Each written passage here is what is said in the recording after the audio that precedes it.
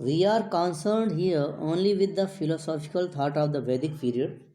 As we have already remarked, we find little philosophy in the pre Upanishadic thoughts, but the seeds of the important philosophical trends might be easily traced there.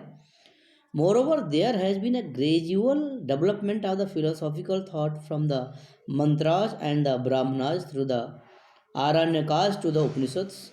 It is said that we can notice a transition from the naturalistic and anthropomorphic polytheism through transcendent monotheism to immanent monism in the pre Upanishadic philosophy.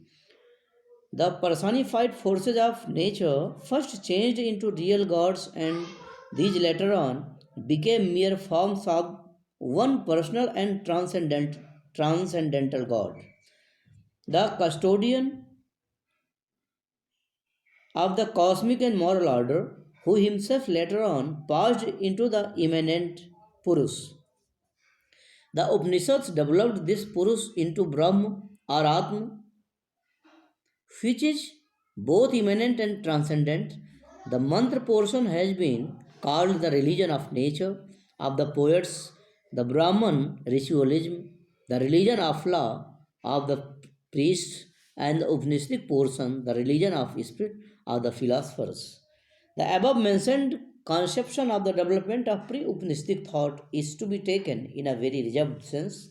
The Western scholars and some of the Indian scholars, inspired by and even obsessed with the Western interpretation, are apt to believe that when the early Vedic Aryans, who were primitive, if not semi civilized and semi barbarous, settled down and began to wonder at the charming and the tempting and to fear the terrible and the destructive aspects of nature. They personified them in an anthropomorphic fashion and called them gods and goddesses and began to worship them. This was the stage of naturalistic and anthropomorphic polytheism. The gradually polytheism yielded place to monotheism and the latter to monism. Max Muller introduces henotheism as a transitional stage from polytheism to monotheism. Henotheism means belief in one only God. Because the Vedic Aryans regarded and God, they were passing as the most supreme and the only God. If this Western interpretation is taken literally and in its entirety, we have no hesitation in saying that it is based on an ignorance of the Vedic literature. Neither polytheism nor henotheism nor even monotheism can be taken as the keynote of the early Vedic philosophy.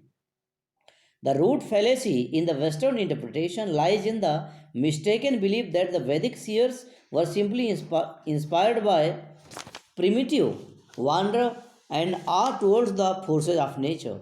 On the other extreme is the orthodox view that the Vedas are authorless and eternal, which too cannot be philosophically sustained. The correct position seems to us to be that the Vedic sages were greatly intellectual and intensely spiritual personages who, in their mystic moments, came face to face with reality and this mystic experience. This direct, intuitive, spiritual insight overflew in literature as the Vedic hymns. The keynote of the Vedic hymns is the same spiritual monism, the same immanent conception of the identity in difference which ultimately transcends even itself, the same indescribable absolutism which holds both monism and pluralism within in its bosom and which ultimately transcends both, which we find so beautifully and poetically developed in the Upanishads. To read anthropomorphic polytheism and the henotheism and monotheism in the Vedas is to borrow a phrase from Gaudapad to see the footprints of birds in the air. If there were polytheism in the Vedas, how is it that the binding principle of this world, the supreme soul of this universe, the guardian of this cosmos, is so much emphasized and repeated? Again, in the ordinary course, when polytheism leads to monotheism, the most powerful god among the hierarchy of gods is enthroned as the ruler of this universe. But this is conspicuous by its absence in the Vedas.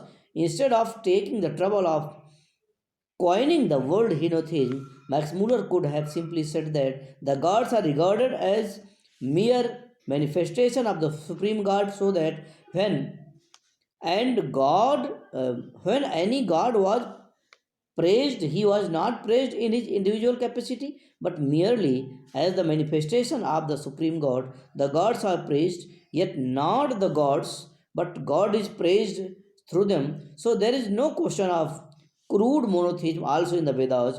Hence, there is no development from polytheism through monotheism to monism, but only of monism from the first month portion to the last Upanishad portion.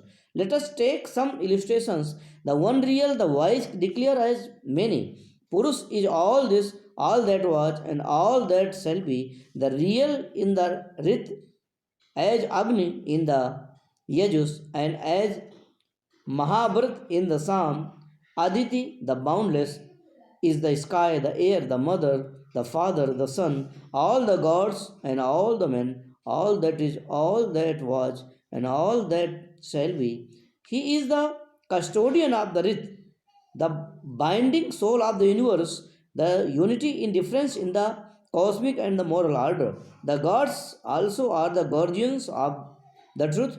Even the rivers flow in the Rit. Only the wise awake, the mindful know the ultimate abode of the Lord. We make sacrifices to the ultimate Lord of the universe, who runs through every particle of this universe, the whole existence, and who is blissful and indescribable, desireless, self possessed, immortal, self proved, ever full of bliss, inferior to none, every young and everlasting is He, the soul of this universe.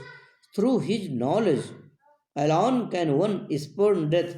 There was neither being nor non being, neither air nor sky, neither death nor immortality, neither night nor day, that one breathed calmly, self sustained, not ills beyond it lay.